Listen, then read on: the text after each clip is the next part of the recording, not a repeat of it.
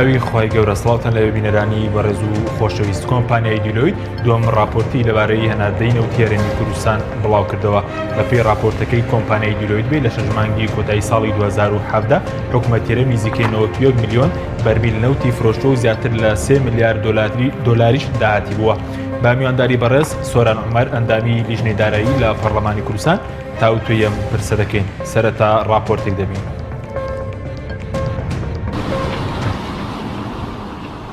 کۆمپانیای دیلۆیت تایبەت بە وردبینی نەوت و غاز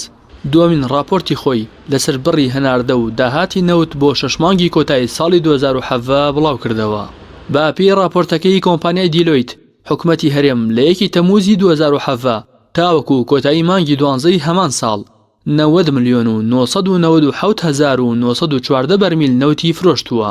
با پێی راپۆرتەکەی دیلۆیت کۆی داهاتی نەوتی فرۆشراوی هەرێم لەو شەشمانگە 3 میلیارد و 853 ملیۆن و 777,857 دۆلار بووە. لەو بڕەش 1 میلیارد و 815 ملیۆن و 410,000 دۆلاری بۆ حکوومەتی هەرێم ماوەتەوە. ئەویتری بۆ دانەوەی قەرزی تورکیا و کۆمپانیا نەوتیەکان و پرۆسەکانی ناوبژیوانی چەند بوارێکی دیکە خەرج کراوە. کۆمپانیای دیلۆیت ئاماژە بەوەش دەکات کۆی نەوتی هەناردەکراوە بە بۆری 81 میلیۆن و 835,881 بەرمیل نەوت بووە. هەر بەرمیلێک نەوتیش بە 44 دۆلار فرۆشراوە. هەروەها کۆی هەناردەی نەوت بە تانکەر 5 میلیۆن و 144,729 بەرمیل نەوت بووە. هەر بەرمیلێک نەوتیش بە 39 دۆلار فرۆشراوە. کۆمپانیای دیلۆیت لە بەشێکی دیکەی راپۆرتەکەدا ئەوە دەخاتە ڕوو لە شەشمانگی کۆتایی 2017 هیچ زانیاریکی نادروستیان لە داهات و هەناردەکردنی نەوتی هەرێم بەدی نەکردووە. وردبینی کۆمپانیای دیلۆیت بۆ پرسی نەوت تەنیا بۆ ئەو زانیاریانەیە کە لەلایەن ئەنجومەنی هەرێم بۆ کاروباری نەوت و غاز پێیان دەدرێت. ئەمەش لە کاتێکدایە خەڵکی کوردستان و بەشێکی زۆر لە ئەندامانی پەرلەمانی کوردستان دۆسیەی نەوت بە یەکێک لە دۆسیە تاریکەکان ناو دەبن. جگە لەوەش بەرپرسانی حکوومەتی هەرێم تا ئێستا ڕێگەی نەداوە دیوانی چاودێری دارایی هەرێم، لیژنەی دارایی و سامانە سروشتەکانی پەرلەمانی کوردستان وردبینی و بەدواداچوون بۆ دۆسیەی نەوت بکەن. چەندین جاریش پەرلەمانتاران داوایان کردووە نێچیروان بارزانی و قوبات تاڵەبانی و ئاشتی هەورامی لەسەر دۆسی نەوت بێنە پەرلەمان، بەڵام وەڵامی بانگێشتەکەیان نەدراوەتەوە. بە پێی یاسای سندوقی کوردستان بۆ داهاتە نەوتیەکانیش کە پەرلەمانی کوردستان لە ساڵی 2015 پەسەندی کردووە دەبێت سەرجەم داهاتەکانی نەوت و غاز بخرێنە ناو سندوقەکە، بەڵام تاوەکو ئێستا سندوقەکە دروست نەکراوە. بڵاوکردنەوەی دووەمین راپۆرتی کۆمپانیای دیلۆیت لەسەر نەوتی هەرێمی کوردستان دوای ئەوە دێت لە مانگی شوباتی ساڵی 2016 حکوومەتی هەرێم گرێبەستێکی لەگەڵ کۆمپانیاکە واژۆ کردو تا ئێستاش بڕی پارەی دیاریکراوە بۆ کۆمپانیاکە بە نادیاری ماوەتەوە.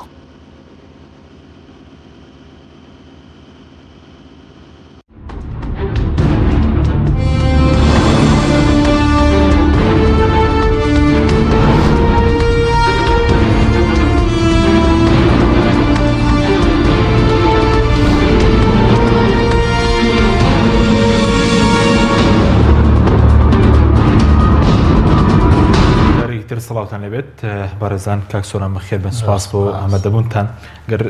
سەرنجی بەڕێزت لەسەر دومین راپۆرتی کۆمپانیای دیلۆیت چییە کە دومین راپۆرتی بڵاو کردەوە تایبەتە بە 6 مانگی کۆتایی ساڵی ڕابردوو سەبارەت بە هەناردە و فرۆشتنی نەوتیێرە؟ بە ناوی خوای بەخشندەی میهرەبان، ئەمەی دیلۆیت پێی ناوترێ راپۆرت. ئەمە دوو لاپەڕەیە، تەنها دوو لاپەڕەیە، ئەمە راپۆرت نییە و هیچ وردەکاریەکی تیانە. ئەسڵەن وەزارەتی سامانە سروشتیەکان بۆ خۆی هەموو مانگێک دوو لاپەڕەی ئاوای لەسەر هەر مانگێکی نەوتی هەرێم بڵاوە کردەوە و کات لەو کاتەوەی گوایە کۆمپانیایەکی نێودەوڵەتی وەکو دیلۆیتیان هێناوە و وردبینیەکە ئەمە هیچی وردبینی نییە. ئەمە دوو ژمارەی داوە، چەندیان فرۆشتووە چەندیان پێشەکی وەرگرتووە. بۆیە ئەگەر تەماشا بکەی کارەساتی تایە داهاتی نەوتی هەرێم و ئەو نرخەی کە نەوتی پێفرۆشراوە و ئەو پارەی کە وەرگیراوە و دراوە بە چەند بوارێکی جیاواز کە بەڕاستی ئەمە سەلمێنەری ئەوەیە پارەی نەوتی ئەم وڵاتە ناشەفاف و نادیارە و بڕە هەرە زۆرەکەی کە لێرە هەیە بە نادیاری ماوەتەوە. باشە بەس ئەگە لەسەرەوە بۆسین کە بەڕێز دەڵێ ئەمەە راپۆرتە نەوردبینێ ئەی بەڕێز ناوی دەنێ چی ینی وردبینی دەبێت چی بێ مەسەلەن راپۆرت چییە کە بەڕێز دەڵێ ئەمە راپۆرت نییە؟ لە ڕاستیە وردبینی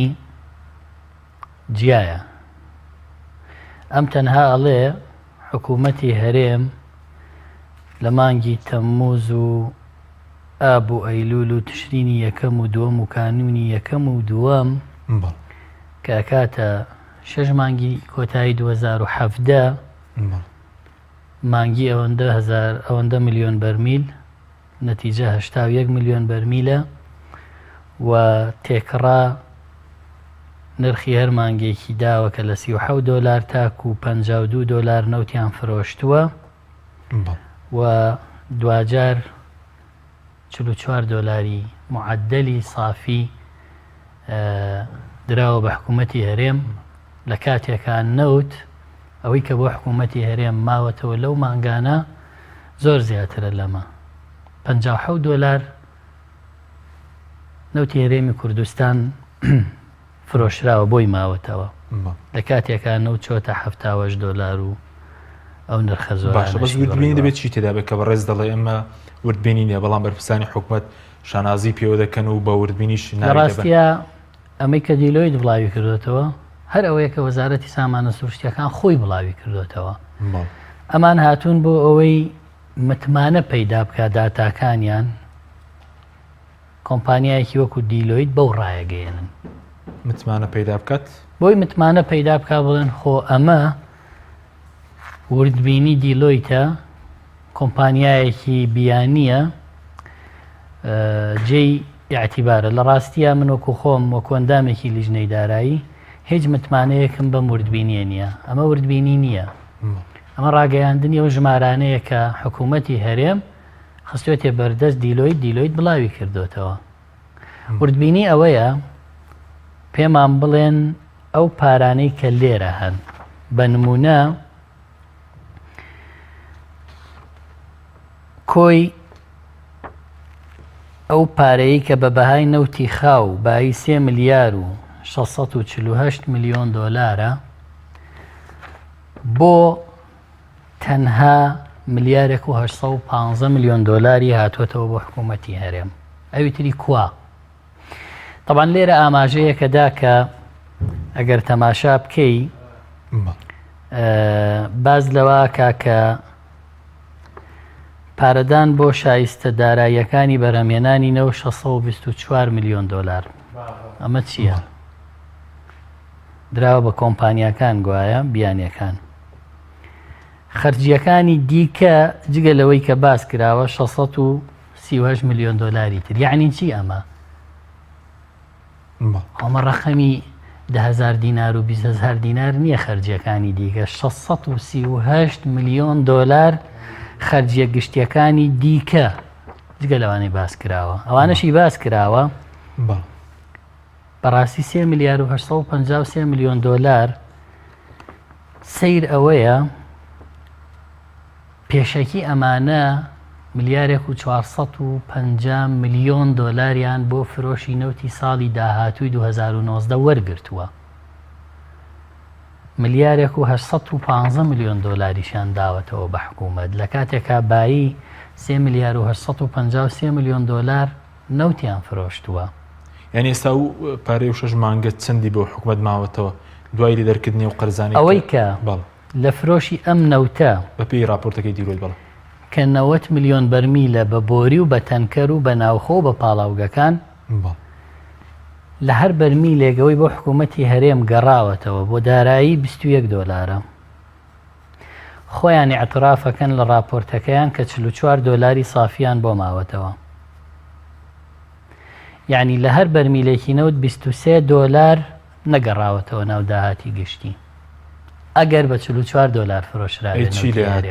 نەوتی هەرێم بە 57 دۆلار فرۆشراوە ڕەنگە مانگێ بە کەمتر بەڵام کاتێک معقول نییە نەوت بگاتە 70 دۆلار تۆ بڵێ من بە 44 دۆلار فرۆشتومە و ئەمەی وەکو ملحق لەگەڵ راپۆرتەکە بڵاو کراوەتەوە گوایە وەڵامی پرسیارەکانە حکوومەتی هەرێم چاواشەکاریەکە دەیەوێت لە پەنای ئەمە بڵێ ئەمانش تەوزیحی دیلۆیتە ئەمانە تەوزیحە ناوازەحەکانی حکوومەتی هەرێم خۆیەتی لە پەنای راپۆرتەکەی دیلۆی تا بڵاوی کرێتەوە بۆی تێکەڵی کا خەڵک اعتیبار بۆ وەڵامی ئەو 26 پرسیارە دابنێ گوایە حکوومەت وەڵامی داوەتەوەمە اعتیباری ئەمەی اعتیبارێکی تیان نییە و لە هەر بەرمیلێک 23 دۆلاری داهاتی نەوت بە ناشەفافی ماوەتەوە لەم راپۆرتە هیچ وردبینیەکی لەسەر نییە چەند شتێکی تریش هەیە کە هەموو ئەمانە لە ڕاستیە وردبینی لەسەر نییە ئەوەی کە باز دەکات پارەدان بۆ کەرکووک کە نزیکی 30 ملیۆن دۆلارە ڕاستیە تا ئێستا ئەوە ڕوون نەبووەوە ئەم پارەیە لەکوێ چی لە هاتووە کە بە کەرکووک دراوە تاکو 12 ئۆکتۆبەر داوانە بە پارێزگای کەرکووک بەڵام چارەنووسی ئەو پارەیە بەشێکی لە بانقێکا بوو ئەویسترا سەحب کرێ بە ناوی محافزەوە دوایی پەیزانی عێراق دەستیان بەسەریاگەر بەڵام ئەمەی تری هیچ شتایسە ڕوون نییە کە ئەو پارەیە وەرگیراوە چی لێکراوە جگە لەوە ئەو پارانەی کە دراوە بە پاراستنی دامەزراوە نەوتیەکان پارەیەکی زۆر لێرە ڕۆشتووە بۆ پاراستنی دامەزراوە نەوتیەکان لە ڕاستیە ئەمەش کارەساتێکی گەورەیە ئێمە دوو لیوای پاراستنی دامەزراوەی نەوتیمان هەیە لە هەرێمی کوردستان موچیان لەسەر حکوومەتە بەڵام کۆمەڵی کۆمپانیای حیزبی بەرپرسەکان دروست کراوە بە ناوی پاراستنی دامەزراوە نەوتیەکان و پارەیەکی خەیاڵی بەو ناوە دەڕوا بۆ ئەم کۆمپانیایەکە کۆمپانیای بەڵێ کۆمپانیای حیزبین هی کوڕیان بەرپرس و هی ئەو بەرپرس و ئەوەیە بە ناوی پاراستنی حیمایەی منشاعاتی نەوتی و کۆمپانیای نەوتی کە ئێمە دوو لیوامان هەیە لە ینی دوو لیوات چەندەکە بۆ نمونەکەرکیان پاراستنی ئەوە بێت وەڵا زۆرەکە نازانم ڕێژەیەکی زۆرە لیوای پاراست بەس بەپێی یاسە دەبوو ئەو لیوایانە ئەرکی پاراستنی ئەو بیرە نەوتەکان و پاڵاوەکان هەر ئەرکەکەیان ئێستا ژەرکەکەیان ئەوەیە ئەوان لە واجبیشن بەڵام کۆمپانیایەکی سکیوریتی خۆیان دێنن ئەیسەپێنن بەسەر ئەو شەریکە نەوتا هەر کارمەندێک لەو کۆمپانیایی سکیوریتی بۆ نمونە بە $1000 بە $1200 پاسەوانی پێیەکەن خۆیان $400-500 دەنی ئەوی تری بۆ کۆمپانیاکە خۆیەتی بۆی لەوەشە دیسان غەدر لە خەڵکی هەرێم و لە لیوای پاراستنی نەوت و گازەکەن و کەموچەکەیان دواکەوێ پارەیەکی تری زۆر بەڕاستی هەر بەنادیاری کە $121 ملیۆن سافی جوڵەی نەقدی لە ڕەسیدی حسابی بانقی کریارەکانە نازان ڕێمانە چین بۆیە لە کۆی گشتی ئەم پارانەی کە $3,853 ملیۆن پارەیەکی زۆر کەم کە لە نیوە کەمتری ئەمە هاتۆتەوە بۆ دارایی گشتی ئەمە پێی ناوترێ وردبین بەس بۆی ڕوون بێلای بینەرە ئێستا لە کۆی ئەو داهاتی دیلۆت باسی کردووە چەند ئاخیرەکە چەند بۆ حکومەت ماوەتەوە بۆم کۆی ئەو داهاتە لە 90 ملیۆن بەرمیل باشە هەر بەرمیلێک خۆیڵێ بە $44 هی بۆریم فرۆشتووە $39 هی تەنکەر کە 81 ملیۆن بەرمیلی هی بۆریە 5 ملیۆن بەرمیلی هی تەنکەرە ئەوی تری لە ناوخوایە لەو $44 لەم $39 بەڵامەوەی دراوە بە حکوومەتی هەرێم بۆ دارایی گشتی $21 لە هەر بەرمیلێک نەوت یعنی خەڵکی کوردستان لە هەر بەرمیلێک نەوت کە ئێستا بە $78 بە $70 بە هەرچەند دۆلارێک بێ $21 گەڕاوەتەوە بۆ دارایی گشتی و ئەوی تری بۆ نمونە لە ڕاستیە پارەی خەیاڵیە کە ڕۆشتووە بۆ کۆمەڵێک بوار بەشێکی ئەمەیە کە $518 ملیۆن بۆ ناوبژیوانی نەینووسیوە کام ناوبژیوانیە ناوبژیوانی چی خۆ شەڕیان نەکردووە ئەمە ئەو داوایانەیە کە لەسەر حکوومەتی هەرێم لە بەریتانیا لە دادگای تەحکیمی دەولی لەندەن لەسەر قەزەی داناغاز تۆمار کرا. ئەمان اعترافیان ناکرد دۆڕانویانە و بە ملیارێک دۆلار سڵحیان لەگەڵ داناغاز کردووە پێیان داون و پارەی محکەمەکە و ناوبژیوان مەبەستی ئەو هەموو پارێزەر و مەسرەفەیەکە ئاڵێ لە 580 ملیۆن دۆلار لە پارەی ئەو 6 مانگەی نەودراوە لەوە زیاترە، بەڵام ئێمە ئەو نەمان لێرە لە پارەی نەوتی ئەو 6 مانگە داوە.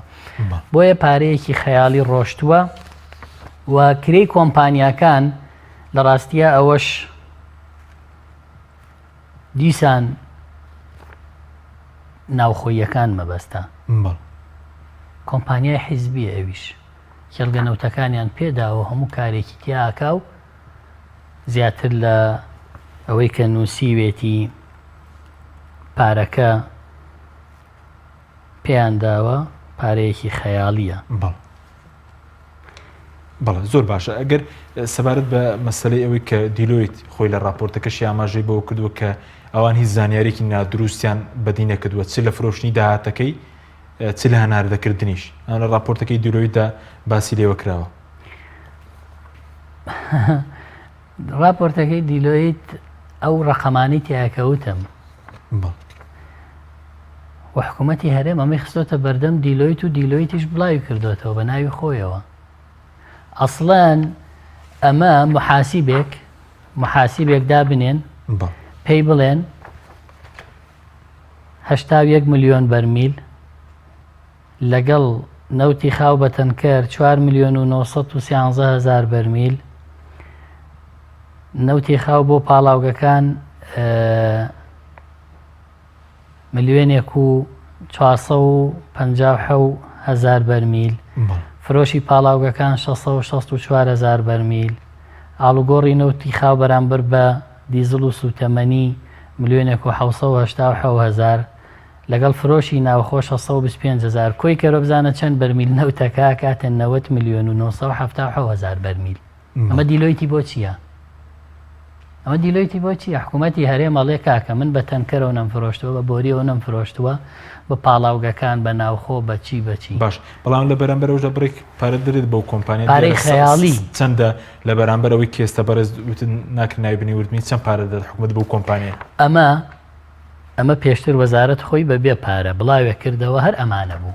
مانگانە یەک وەرەقە بۆەوە 6 مانگە 2 وەرەقە؟ نا وەرەقەکانی مانگانەی وەزارەتی سامانە سروشتیەکان سەرەتا 6 پیج بوو بوو بە 2 پیج بوو بە 1 پیج بە مولەخەسی زۆر لەمە زیاتر بوو کە ئەم دوو لاپەڕێهی 6 مانگی فرۆشی نەوتی هەرێمی کوردستانە. دوکانێکی بەنزین فرۆش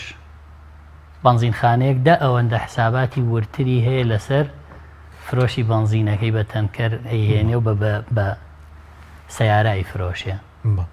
ناکرێمە ملیۆنان دۆلار دیلۆیت وەریگرێ لە بەرامبەر ئەم دوو کاغەزە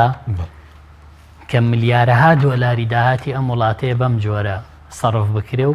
بەم جۆرەش نەتیجەکەی بدەن بە خەڵکی کوردستان پێشیان وابێ ئەمە شەفافە ڕاستیە نەخێر.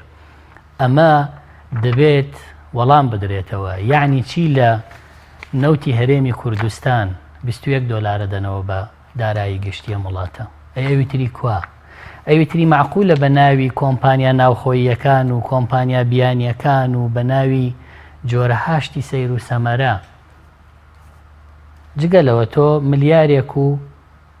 815 ملیۆن دۆلار لە 6 مانگا هێشتۆتەوە بۆ حکوومەت،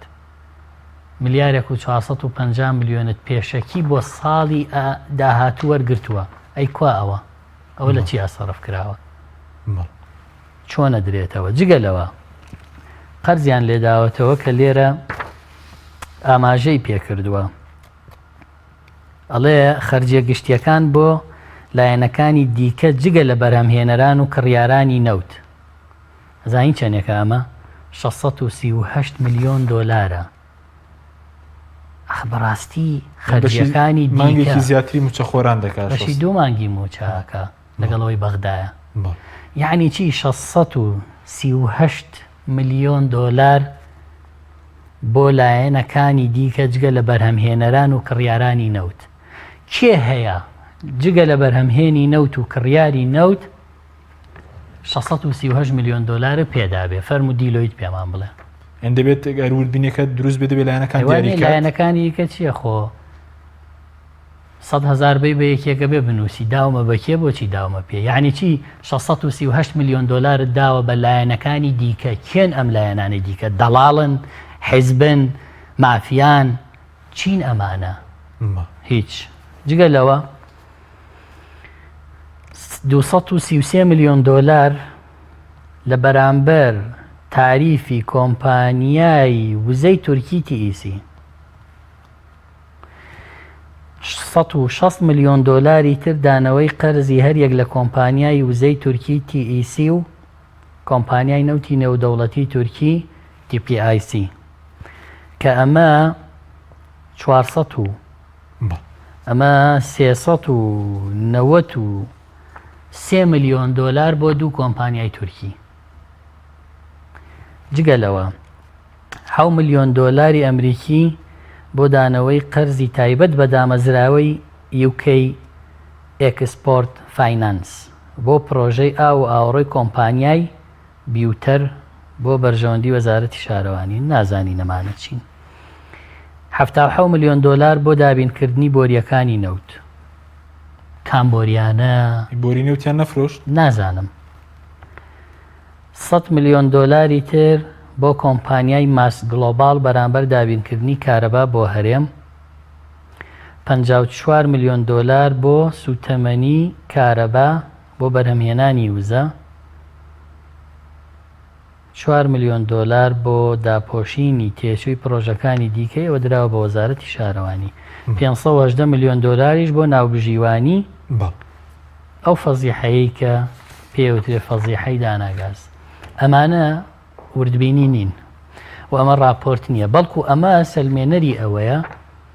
کە پارەی نەوتی هەرێم تاڵا نەکرێ و بە ناشەفافی و نادیاری جارێکی تر دەسەلمێکە ماوەتەوە دیلۆیت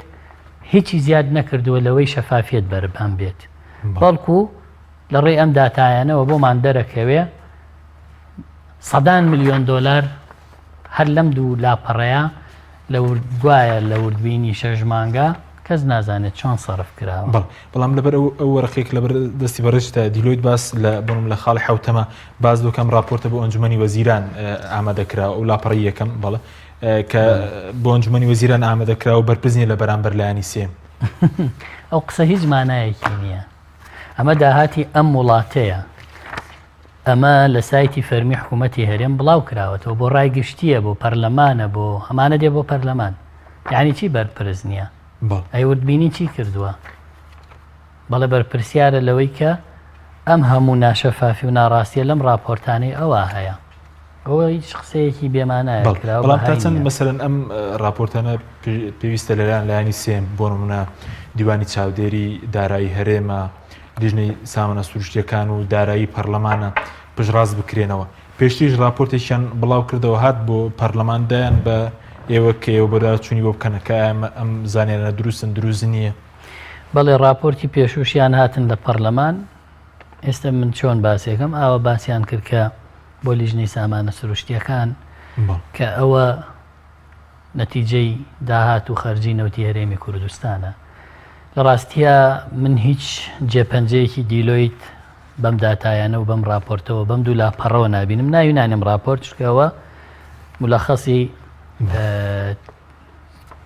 هەموو راپۆرتەکە و دوو لاپەڕەیە بە زمانی عەرەبی و بە ئینگلیزیە و هیچی تریتیان نییە لە ڕاستیە ئەمانە دیوانی چاودێری دارایی هەرێمی کوردستان لە پێشوشە ئامادەی دەربڕیوە و داواشی لە ئەنجومەنی وەزیران کردووە کە ئێوە بۆ پارەیەکی خەیاڵیە دەن بە کۆمپانیایەکی بیانی توانای مرۆیی ئێمە بۆ وردبینی و چاودێری زۆر لەوە زیاترە بەڵام لە ڕاستیە حکوومەتی هەرێم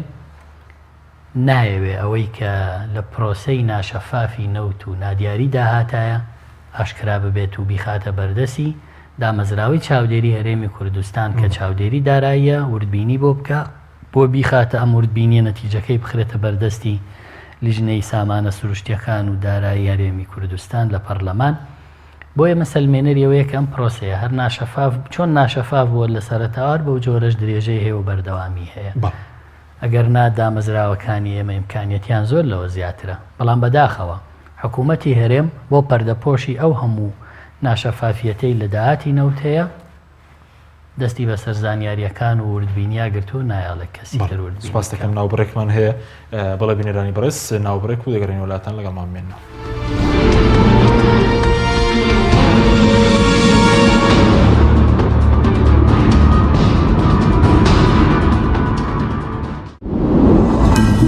تۆپ ئارت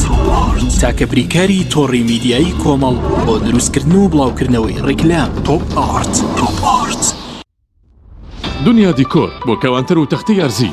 لە دنیا دیکۆر ئامادەین بۆ دروستکردنی کەوانتر و دانانی تەختەی ئەرزی بە باشترین کوالیتی و نرخی گونجاو. دروستکردنی کەوانتر بە خواستی خۆتان بە کەرەستەی MDF و HDF و HPL و R-Click و داری سروشتی و باڵۆن پرێس. هەروەها دروستکردنی کەوانتری تاقیگە و WC و کابینات با کەرەستەی کۆمپاکت لامینات کە دژە بەکتریا و دژە ئاو و دژە ئەسیدە.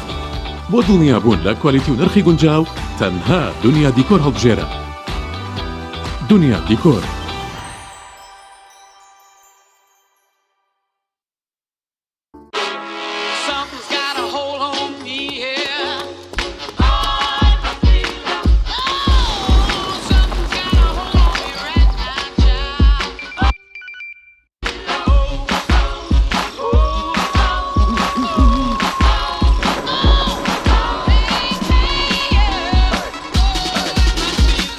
Introducing the LG G6,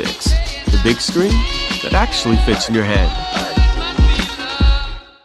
فانسینێت خێراترین هێڵی ئینتەرنێت بە داوڵۆندی بێسنوور ئێستا لە خزمەت کڕیارەندایە. فانسینێت جۆرەها کارتی پڕکردنەوەی بۆ ئامادەکردوون کە سەرجەمیان داوڵۆندیان بێسنوورە بۆ ماڵ و شوێنە گشتیەکان. کارتی 9000 دیناری بۆ ماوەی 1 هەفتە، کارتی 7000 دیناری بۆ ماوەی 15 ڕۆژ، کارتی 30000 دیناری بۆ ماوەی مانگێک، کارتی 40000 دیناری بۆ ماوەی مانگێک و بە خێرایی زیاتر کە تایبەتە بە یاری ئۆنلاین. هێڵی فانسینێت لە ڕێگەی ئامێرێکی تایبەت کە لە سەرباندا دەنرێت وەردەگیرێت و لە ڕێگەی گێنەرێک بۆ ئامێری بڵاوکردنەوە لە ناو ماڵەکەت یان شوێنی کارەکەت کاری پێدەکرێت. ژمارەی تەلەفۆن 070 224 75 74 یان 050 194 36 37. فانسینێت. تۆپ ئارت تاکە بریکاری تۆڕی میدیایی کۆمەڵ بۆ دروستکردن و بڵاوکردنەوەی ڕیکلام. تۆپ ئارت.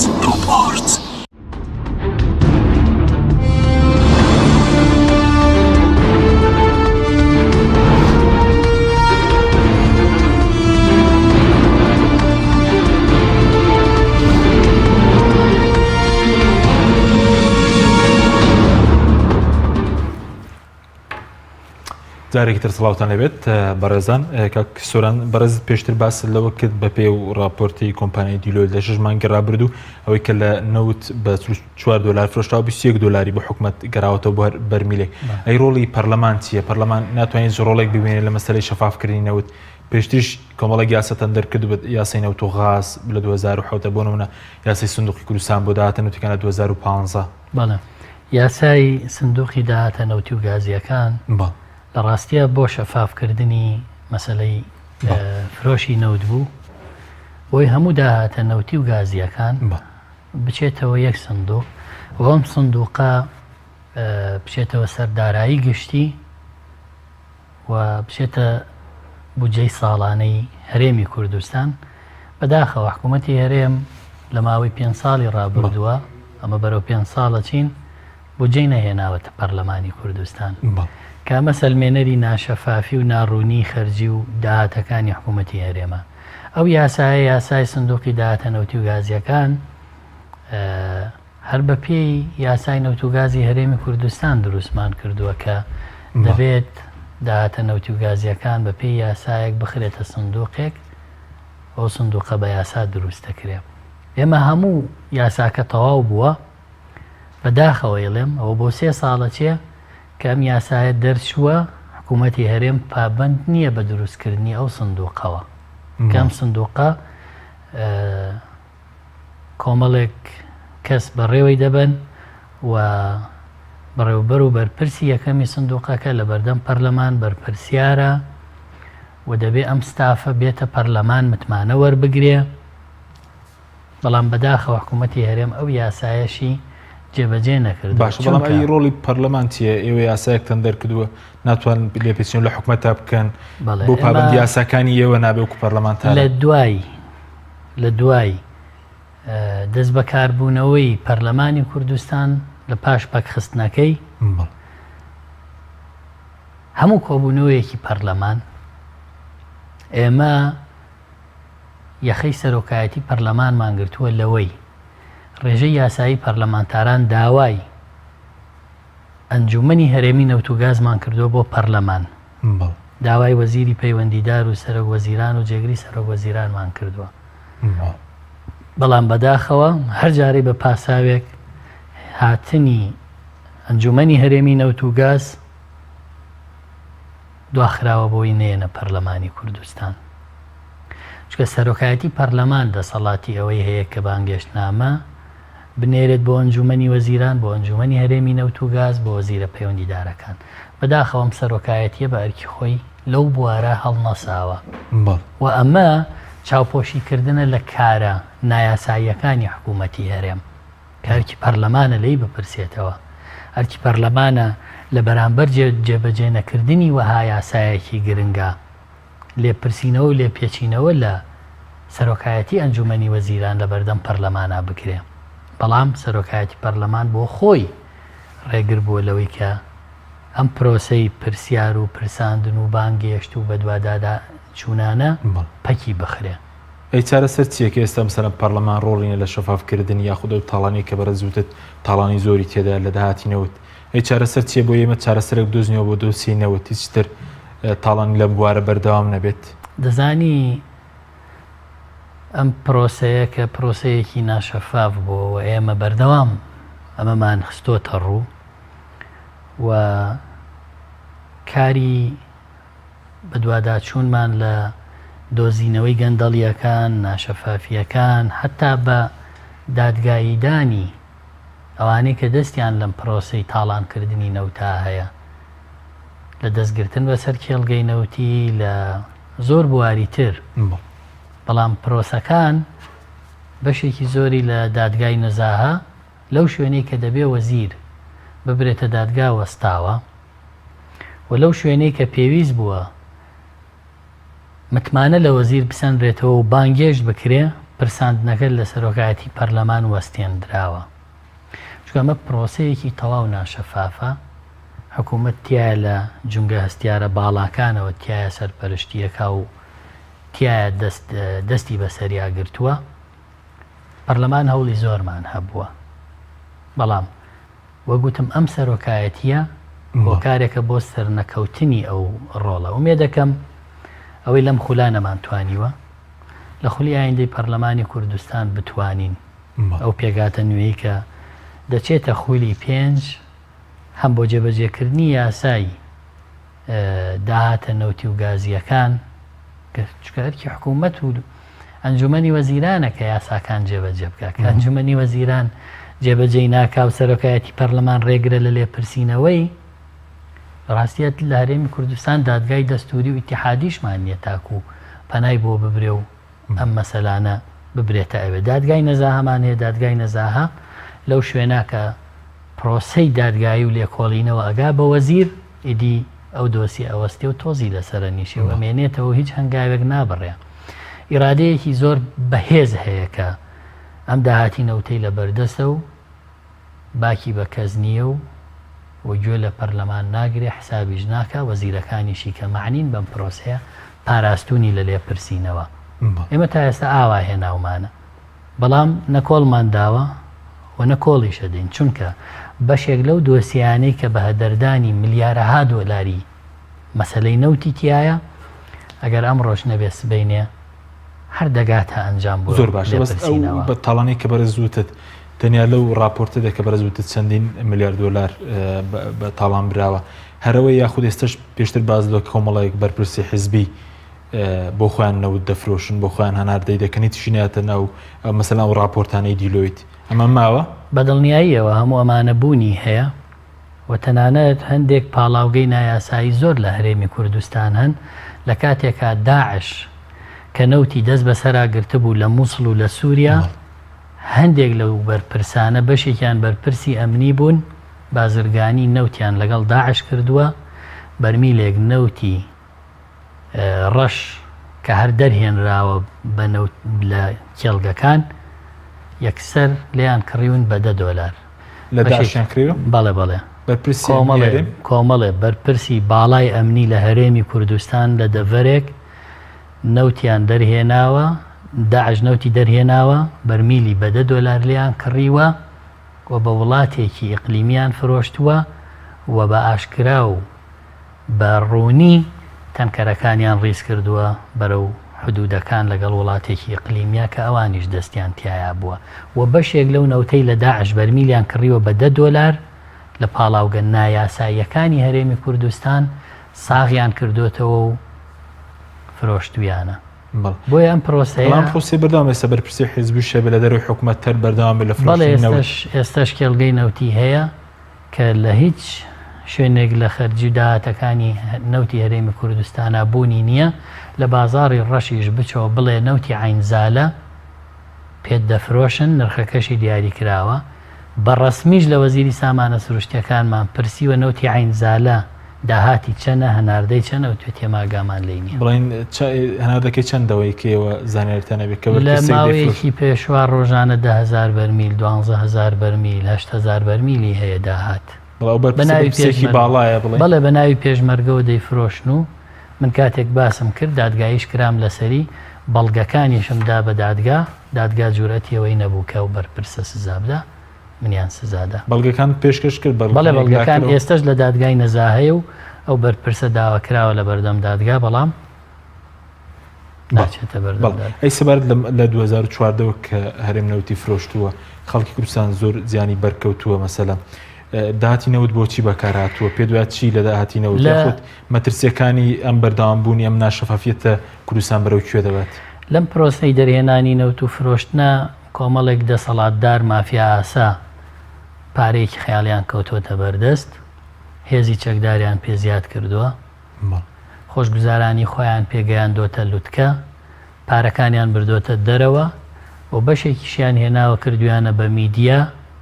میدیای سێبەر بۆی کە چاواشەی ڕایگەشتی پێ بکەن نەیارەکانیانی پێ بشکێنن و ئەویان پێ کردووە کە دەیبینی حیزبی سێبەریشیان پێ دروست کردووە پارێنەوت بە دڵنیاییەوە پەرلەمانتار هەبووە لەم خولەی پەرلەمانی کوردستانە لە بەرامبەر هەڵوێستێکی لە بەرژەوەندی ئەو حیزبە مۆڵەتی بەنزینخانەیان پێدا و فرۆشتوێتی زەویان پێدا و فرۆشتوێتی پەرلەمانتار بەڵێ جگە لەوەی کە ئیرادەی زۆر کەسیان پێکڕیوە و میدیایەکیان پێ دروست کردووە لە ئاستێکی زۆر گەورە هەندێک کەناڵ هەن ئەگەر داخران ئەو جا دەزانرێت پارەی نەوت کەمی کردووە و داهاتی هەرێمی کوردستان کەمی کردووە هەرێمی کوردستان لە قەیرانایە بەڵام دەبینینە و کاتێک کە باز لە قەیران دەکرێ کەناڵی ئەو بەرپرسانە کە حکومی و حیزبین هەر پارەی خەیاڵیان بۆ هەڵدەڕێژرێ هەر کۆمپانیای گەوریان هەیە و حیزبانەیە ئەو بەرپرسانە و بەردەوامیشن و ئەوەی کە معاناتەکەی بۆ خەڵک جێهێڵراوە بۆ خەڵکە بەدبەختەی کە ژینگەکەی و دووکەڵەکەی ئەچێ بەسەریا و کەچی بەرگری لەم ستەمکاری و لەم گەندەڵی و ناشەفافیەتەکە بۆ خەڵک بەرگری دەکات تەزویریان کردو بۆ نابەشێک لە خەڵک بەرگریان لێکا چونکە مستەفیدە لەم پیسخۆریە و لەم حرام و دزیە بەشداریان پێ کردووە و ژیانیان بۆ دابین کردووە ئەویش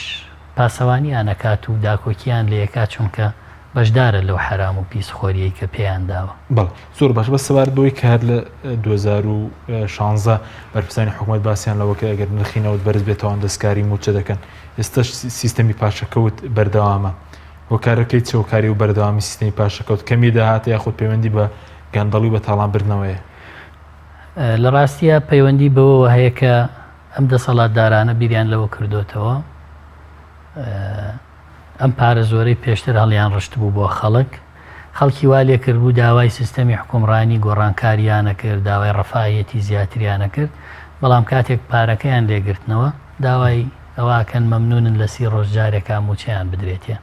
ئێستا یەکێک لەو دەستکەوتانی حکوومەتی هەرێمەوەیە کە بتوانێت لە 30 ڕۆژ جارێکە موچە با بە موچە خۆران بەو پاشەکەوتەی کە هەیە و ئەوەشی کە دەستکاری موچە کراوە ئەو 25 ملیۆن دۆلاری ئەمریکایە لەگەڵ 370 ملیارد دیناری کە بەغدای نێرێ بەوە توانیوانە دەستکاری بەشێکی پاشەکەوت بکەن و یاسای چاکسازی کە لە پەرلەمانی کوردستان ئێستا ڕاوەستاوە حکوومەتی هەرێم هۆکارە بۆ چونکە نیەتی حکوومەت دەرکەوت لە یاسای چاکسازی هەندێک مەرامی هەیە ئەویژەوەیە دەستکاری دەرماڵەی هەموو فەرمانبەران بکات لە کۆی 340 ملیارد دیناری دەرماڵەی هەموو فەرمانبەران ئەوێ 90 ملیاری بمێنێتەوە ئەوێ ئەوی تری هەر هەموو ببڕێکە نزیکی 250 ملیارد دینارە. ئێمە ڕازی نەبووین بەوە دەمانەوێت پاشەکەوتیایە هەڵبگیرێ چونکە حکوومەتە لە 150 ملیار دینار مانگاناگەڕێتەوە بۆمانەگەر ئەمە جێبەجێ بکرێ بەڵام ئەوان ئامادە نین پاشەکەوت لابەرن لە کاتێکا پارەیان بۆ دەگەڕێتەوە ئەوان دەیانوێت هەر پارە ببڕن بەو یاسایە. ئێمە دەمانەوێت کەمترین موچەی خانە نشینی کە خەڵکێکی باش لی مستەفی دەبێ 400,000 بێڵێ نەخێر ئێمە ئامادە نین ئەوە بکەین بۆیە بێ یاساکە لەوێ بکەوێ و نایڵین بڕوە. حکوومەت نیەتی ئەوەی نەبووە پاشەکەوت چاکە دەرکەوتنیەتی ئەوەیە بە ناوی دەستکاری دەرماڵەوە موچە لە ئێستا کەمتر بکاتەوە ئێمە نەمان هێشت ئەوشتی منیش یاساکە ئەنێ دەستکاریم کە موچەشکرا پەیوەندی بە نردنی پارەی بەغدا و